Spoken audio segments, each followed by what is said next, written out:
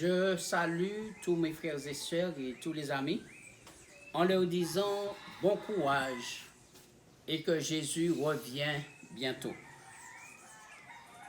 La méditation d'aujourd'hui a pour titre la prière de mourant. Prions pour commencer. Père éternel, Dieu trois fois saint, c'est un privilège pour moi d'ouvrir le Saint-Livre afin de partager la bonne parole avec tous mes frères et sœurs. Veuille nous guider par ton Saint-Esprit dans le nom de Jésus et pour ta gloire. Nous allons ouvrir nos Bibles dans 2 Rois chapitre 20. La méditation a pour titre, je le reprends, la prière de mourant. Dans 2 Rois chapitre 20, à partir du verset 1er, il est dit ceci. En ce temps-là, Ézéchias fut malade à la mort. Le prophète Ésaïe, fils d'Amoth, vint auprès de lui et lui dit, « Ainsi parle l'Éternel, donne tes ordres à ta maison, car tu vas mourir et tu ne vivras plus. » Mes amis, nous sommes en présence d'un cas particulier, un roi qui tombe malade, il sait qu'il est malade, mais il y a toujours de l'espoir pour un tel homme.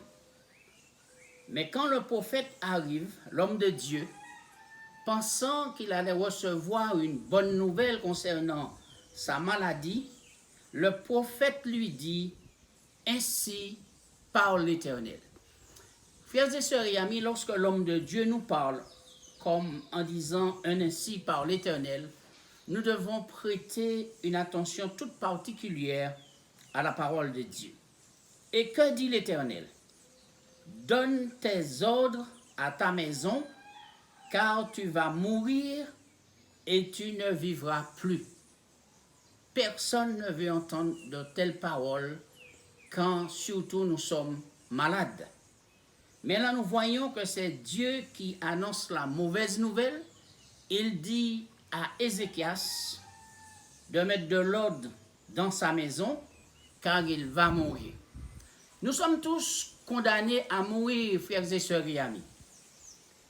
Et avant de passer par l'étape de la mort, Dieu nous invite à mettre de l'ordre chez nous. Le chez nous ici, peut-être notre personne à nous, mais aussi notre maison. Et quand Dieu nous dit de mettre de l'ordre, nous devons prêter une attention toute particulière à la parole de Dieu. Mais Ézéchias, qui entend cette nouvelle, ne va pas se laisser abattre par de telles paroles. Au verset 2, Ézéchias tourna son visage contre le mur et fit cette prière à l'Éternel. Mes amis, ici, le mur représente cet endroit où tout bon juif va pour se recueillir, pour prier et demander une grâce à Dieu. Ce qu'on appelle le mur des lamentations. Et jusqu'à aujourd'hui, si vous allez en Israël, vous allez voir ces grosses pierres avec des fentes où les pèlerins et les juifs viennent pour prier, pleurer, se lamenter jusqu'à aujourd'hui. Alors Ézéchias, l'homme de Dieu, va vers le mur des lamentations et fit cette prière à l'Éternel.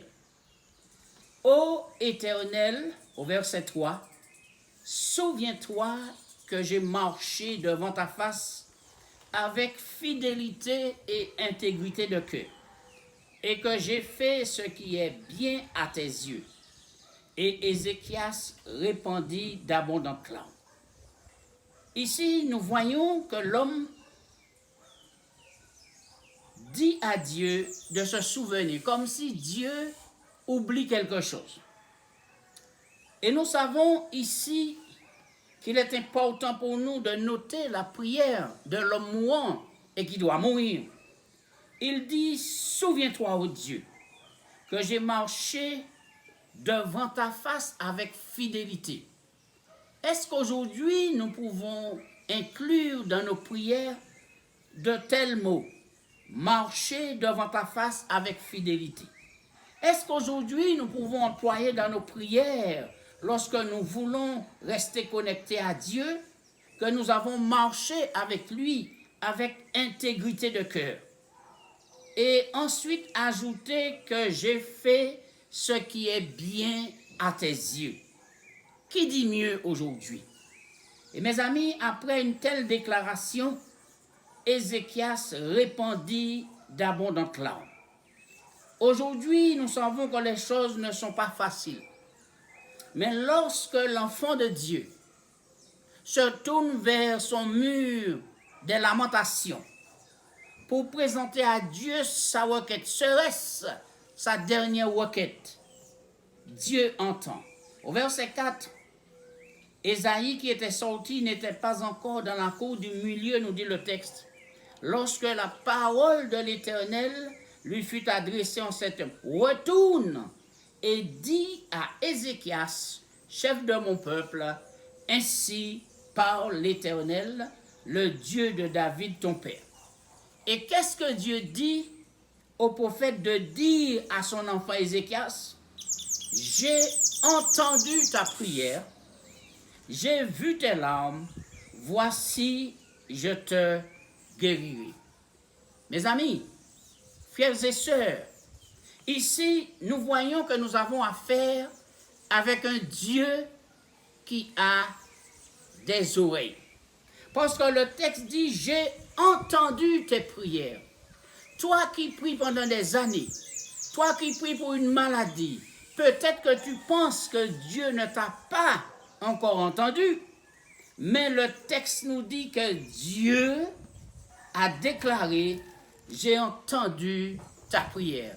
C'est la bonne nouvelle d'aujourd'hui pour toi. Si tu penses que Dieu ne voit pas ta misère, tes souffrances, ta maladie, tes problèmes de famille, tes problèmes à la maison, tes problèmes au travail, le texte dit, j'ai vu tes larmes. Ça veut dire que nous avons affaire avec un Dieu qui a des oreilles et qui a des yeux et qui peut nous voir, quelle que soit la situation dans laquelle nous nous trouvons. Il est important pour nous de faire de telles prières ferventes, sincères, authentiques. Dieu dit, j'ai vu tes larmes. Et cela me fait penser à toutes les mamans qui passent par des moments difficiles, aux parents, aux pères, aux enfants. Dieu déclare, j'ai vu tes larmes. Et celui qui a vu et qui a entendu fera toujours quelque chose. Frères et sœurs, chers amis, quelle que soit votre situation, votre problème, votre douleur, votre détresse, Dieu te dit maintenant, oui, j'ai entendu ta prière, j'ai vu tes larmes, voici, je te guérirai. Que l'Éternel nous bénisse, que l'Éternel nous fortifie et que l'Éternel fasse luire sur nous sa grâce, sa miséricorde et surtout sa bonté. Puissions-nous continuer à faire confiance à un tel Dieu qui a des yeux, qui a des oreilles. Ça veut dire un Dieu qui est authentique. Toi qui traverses des moments difficiles, place ta confiance en Dieu. Surtout, n'oublions pas que l'homme de Dieu a marché devant la face de l'Éternel avec fidélité, intégrité de cœur, et il a fait ce qui est bien aux yeux de l'Éternel. Puisse Dieu nous bénir en ce jour, c'est ma prière pour chacun. Et alors que nous terminons cette méditation, nous allons prier. Père éternel, merci de nous rappeler que tu es un Dieu qui entend, un Dieu qui voit, et un Dieu qui est prêt à guérir ses enfants comme il a guéri Ézéchias et a ajouté à la durée de sa vie 15 années. Bénis ton peuple, fortifie-nous, que personne ne se décourage, quelles que soient les difficultés, quel que soit le problème, quelles que soient les maladies, mais que nous puissions mettre de l'ordre dans nos vies, dans nos maisons, faire l'expérience d'une repentance sincère, et que lorsque Jésus reviendra, qu'il nous trouve prêts, attendant ce retour glorieux qui arrive très bientôt. Bénis ton peuple à travers toute la planète, Au nom de Jésus. Amen. Amen.